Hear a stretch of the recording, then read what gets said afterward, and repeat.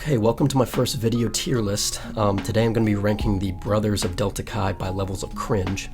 A couple things before we get started. The cringe level moves downwards, so S tier is the least cringe, while F tier is the most cringe, and I'll work in that direction. I considered many factors when making my calculations. The most important ones are meme cringe, basically whether you post spicy memes or some cringe-ass Reddit memes. Social cringe, the opposite of this would be finesse, and simp factor, although these are not the only metrics that I used.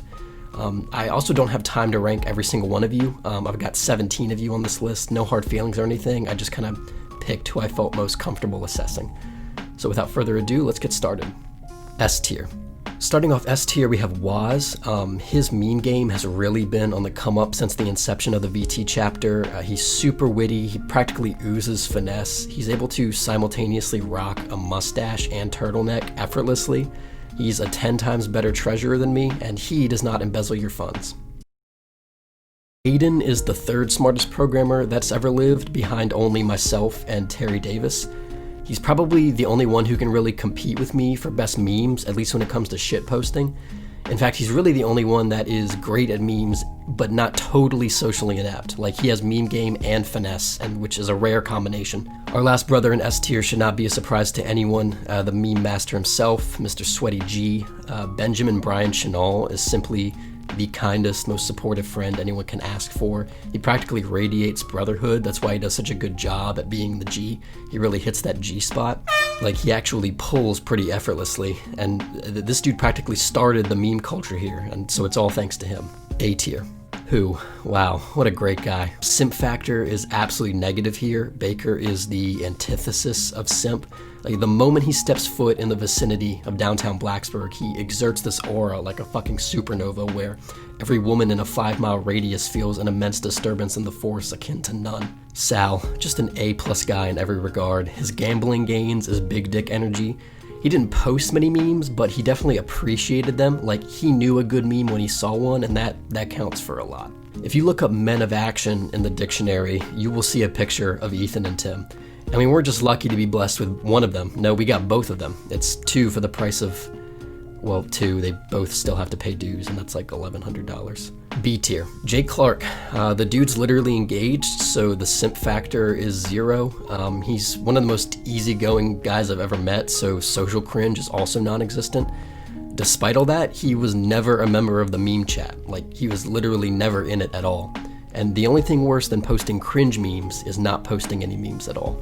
John Wilson, he's a really good guitar player and has impeccable taste when it comes to brands of dip. Nick Aaron has pretty good taste in memes. I thought for a really long time about whether or not he was a simp, but I just can't tell with him. He's kind of a wild card. My gut tells me that he knows how to respect a woman without sacrificing his own dignity, so I'll give him the benefit of the doubt, but as a rising freshman, Nick Aaron has a lot to prove. Hassler, what a sweet small man.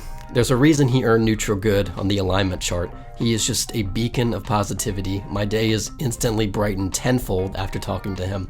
All he needs is more confidence. C tier.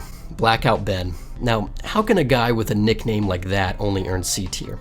Well, his GPA was only a 399, and that's pretty cringe. And he, just like Jake, was also completely missing from the meme chat.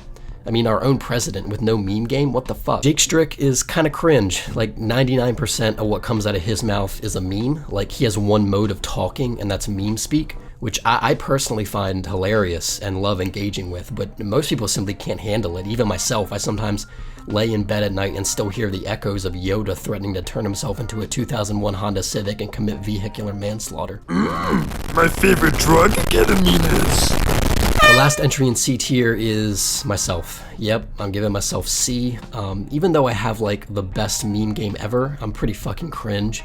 Anyone who has ever had a face-to-face conversation with me would know this. That's just kind of how I am. I hate small talk, and my philosophy has always been, if I don't have anything interesting to say, don't say anything at all. I'm honestly amazed I have any audience at all for this video. A lot of you probably think I'm even more cringe, but you can choke on my balls. D tier. Dylan Sheffer. He definitely competes among Aiden, Strick, and I for having the tastiest and spiciest memes, but he's also kind of like me and Strick in that his whole life is a meme. He also sucks at COD, and he uses a riot shield. Josh Oliver is cringe because he's always talking about that time somebody stole his White Claws. Really, dude? That's the battle you're choosing? It would be one thing if people were siphoning off your bottle of Pappy Van Winkle, but no, they're fucking White Claws. They're like $1.20 a piece. People steal my White Claws all the time. You don't see me holding a grudge for a century about it. And don't act like you ain't getting money. You published a textbook. How can you write a textbook, which as a college student is the worst betrayal you could possibly commit? You might as well have sucked off the CEO of Pearson. How can you write a textbook and then worry about how buying White Claws is ROI negative? F tier. Liam O'Brien is a simp. Bruh.